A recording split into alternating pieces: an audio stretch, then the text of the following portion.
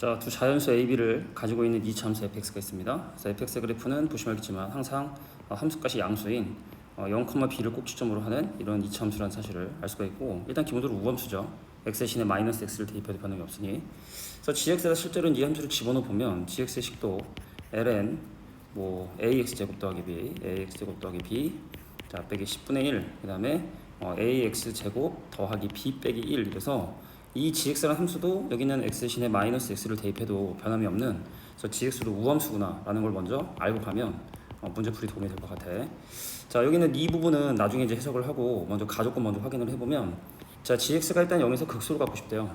그럼 확인을 한번 해보면, 자 g 플라임 x 미분을 했고, 그러니까 요거 지금 미분하는 중이죠. 그래서 이제 fx분의 f 플라임 x 마이너스 이제 10분의 1 곱하기 이제 f 플라임 x라는 게 이제 g를 미분한 결과고, 그럼 내가 이를 이제 f 플라임 x로 인수분해 하면 앞에는 뭐가 남냐면 fx분의 1, 자 뒤에는 이제 10분의 1이 남아서 통분을 좀 해보면, 자 일단 fx하고 10을 곱한 거 항상 양수고, 그래서 f 플라임 x가 있고, 그 다음에 여기가 이제 10 마이너스 f 플라임 x가 fx가 되는, 그래서 이제 g 플라임 x 부호는 둘 중에 하나, f 플라임 x 부호가 바뀌느냐 10 마이너스 fx 부호가 바뀌느냐, 요걸 따라서 이제 결정이 되는데, 근데 일단 먼저 우리가 여기서 생각할 건 뭐냐면 f 플라임 x가 0이 되는 x좌표는 무조건 0이 존재하죠.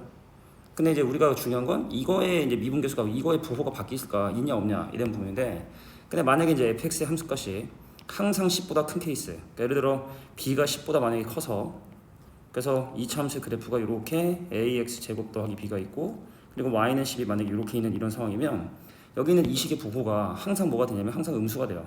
10에서 작은 것에서 큰 걸 뺐기 때문에.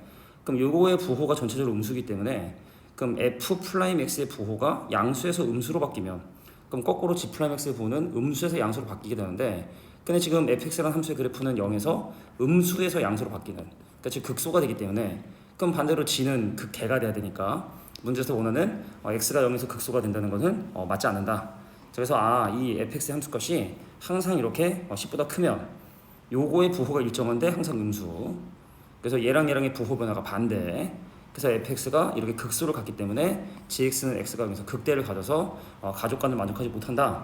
그래서 어떤 결론이 나왔냐, fx의 함수값인 b는 일단은 10보다 작아서 이 식의 부호 변화도 있어야 되고, 그래서 fx 그래프가 이렇게 그려지는데 y는 10이 이렇게 그려지고, 그리고 f 프라임 x가 0이 되는 x는 0과 이 두 점에서 극대극소가 되게 된다는 사실을 확인하게 된 거예요. 그래서 이제 x가 0에서 극소를 간다 했으니까 얘는 바로 이제 극대가 되고, 극대, 여기도 마찬가지로 이때 극대가 되는, 그래서 이제 g 프라임 x의 그래프는 아니지만 g 프라임 x, 이게 이제 fx 부호고, 그죠? f 프라임 x, fx의 그림을 그린 거고, fx 그림을 그리게 된 거고, 그래서 g 프라임 x의 그래프는 부호가 다시 한번 얘기하지만 양수였다가 음수였다가 0을 지나면 다시 양수가 됐다가 음수가 되는 g 프라임의 입장에서 보자면, 그럼 g란 함수는 증가를 했다 감소를 했다 증가했다 감소하게 되는, 그래서 gx의 그래프는 이렇게 그림이 그려지는데, 아까 처음에 얘기했던 것처럼 gx는 우함수라 했기 때문에 여기가 x는 0이 되는, 이런 그림이 그려지게 된다는 사실을 확인하게 돼요. 그래서 우리가 이제 gx의 함수값은 이제 이 중간에 생각했던 이 부분을 좀 봐야 되는데, 자 gx라는 함수의 그래프를 x는 0, y는 0을 기준으로, 즉 x 축을 기준으로 겉올린 함수의 그래프가, 자 겉올린 함수에 뭔가를 대입한 결과하고 만나는 개수, 근데 그것이 몇 번 분원속이 되냐면 7번이 분원속이 되던데, 근데 뭐 전체적인 내용을 한 번에 좀 이해하기는 힘드니까, 그럼 결과적으로 gx란 그래프를 내가 지금 x축을 기준으로 걷어올려야 되는데, 그럼 여기는 gx의 그래프를 x축을 기준으로 걷어올려야 되는데, 그럼 x축이 여기 있을까? 아니면 여기 있을까?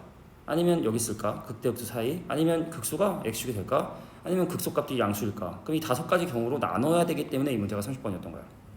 근데 우리가 이제 항상 함수 추론에서는 뭐 극단적인 상황이라고도 얘기를 하고 특수한 상황이라고 얘기를 하게 되는데, x축이 이렇게 이제 결정이 되면 이 값이 딱 결정하기가 힘들기 때문에, 그래서 극대값이 0인 경우와 극소값이 0인 경우를 먼저 살펴보는 게 필요하지 않겠냐. 그래서 결론부터 얘기하자면 일단 극소값이 0이 됩니다. 근데 극대값이 0이 되면 왜 안 되는지, 자 그것만 좀 살펴보고 바로 답으로 가보도록 할게. 자 그래서 처음에 어떤 걸 가정하냐, 자 gx의 극대값이 0인 경우를 먼저 생각을 해보면, 그럼 내가 이제 gx의 그래프를 그리고 x축이 이렇게 지나가고, 그럼 절대값 gx의 그래프는 어떻게 그려지냐면, 자 아래로 볼록이면서 극소가 타지는 요것이 바로 뭐냐면 절대값 gx의 그래프가 되겠죠.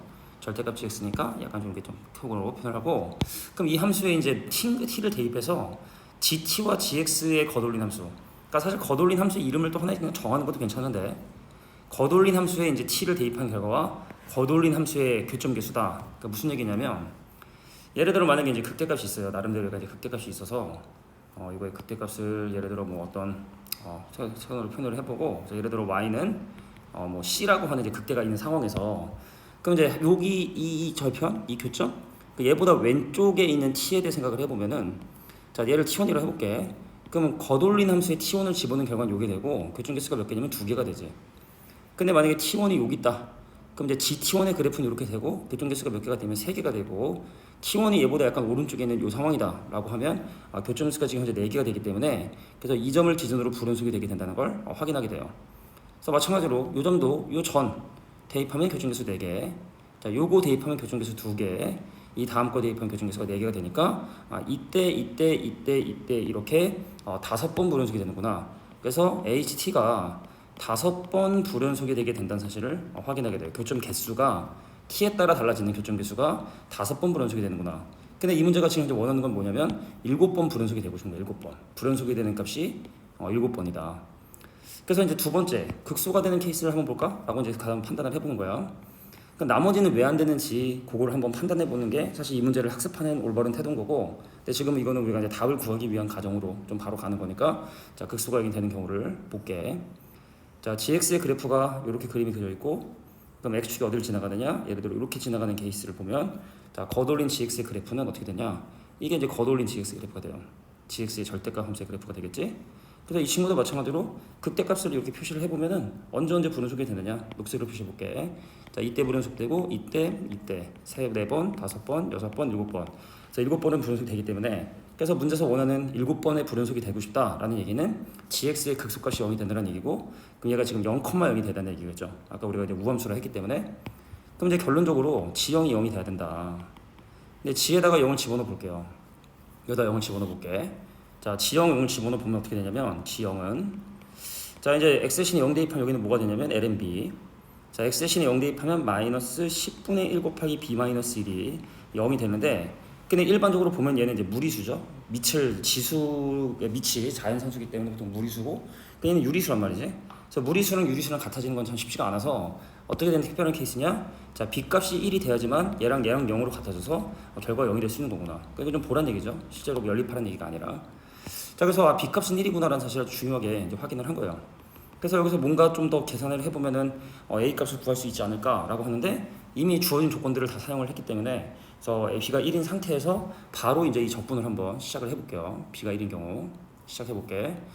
자 그래서 이제 문제 주어진 적분, 자 인테그랄 0부터 a까지, 자 지수 함수를 뒤에 쓰고 2차 함수를 먼저 써볼게. 자 ax제곱 더하기 1에다가 자 지수 함수를 곱한 거의 적분에 결과를 계산하는데, 자 우리는 이제 도표적분법이라는 걸 알기 때문에 미분을 해서 2ax, 자 미분하면 2a, 미분하면 0, 그 다음 지수 함수 적분을 계속해서 지수 함수 해주시고, 그래서 어떻게 한다? 얘랑 곱한 건 그대로, 얘랑 곱한 건 반대로, 얘랑 곱한 건 그대로, 이런 식으로 곱해주는 도표적분법이라는 걸 사용을 할 건데, 근데 모두 다 이제 지수 함수가 포함되어 있으니까 인수분해 써보면은, 자 얘랑 쓴 건 그대로, 그래서 ax 제곱에 더하기 1, 자 얘랑 곱한 건 반대부호 마이너스 2ax, 얘랑 곱한 건 그대로 더하기 2a라는 놈이, 자 이게 바로 이 함수의 부정적분이 되겠다.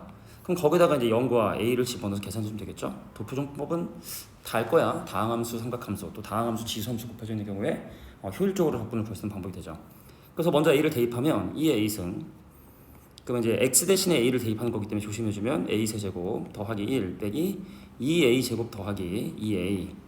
자 0을 집어넣으면 얘는 1이 되기 때문에 밑에는 1, 0 대입하면 요게 남아요. 2a 더하기 남아서 자 2a 더하기 됐는데, 그 결과가 자 누구로 기다리고 있냐면 여기는 얘로 기다리고 있다. 자 이거의 결과가 MEA승에 마이너스 19로 이렇게 주어졌죠. m도 자연수고. 근데 여기서 니네가 이제 볼 게 뭐냐면 a가 분명히 자연수기 때문에 얘가 0이 아니거든. 그럼 얘는 무리수가 된단 말이지. 그래서 여기서도 마지막에 재미난 정보, 무리수는 무리수끼리 서로 같아야 되고, 자 유리수는 유리수끼리 서로 같아야 된다. 여기 사용이 되는 겁니다. 그래서 얘까지 비교하면 2a 더하기 1이 19가 되고, 그럼 a 값이 9가 되기 때문에, 그럼 실제로 여기다 9를 대입한 게 같아야 되는데, 뭐 지수는 똑같으니까, 그럼 요 안에 들어있는 요거끼리 서로 같다 하면 되니까, 자 9의 세제곱 더하기 1 빼기 2 곱하기 9의 제곱에 더하기 2 곱하기 9를 하면 자 그것이 m이 되더라. 그래서 산수 계산을 하면 얼마가 되냐면 586이 나오게 된다는 사실을 확인할 수 있다. 그래서 A 값을 우리가 뭐 이제 위에 있는 어떤 연산을 통해서 계산하는 것이 아니라 마지막에 어떤 유리수, 무리수가 서로 같기 위한 조건. 이게 원래 무리수 상등 조건이라는 거거든. 뭐 이런 걸 이용해서 구한 좀 특이한 문제라고 볼 수 있을 것 같아요. 자, 30번 문제였습니다.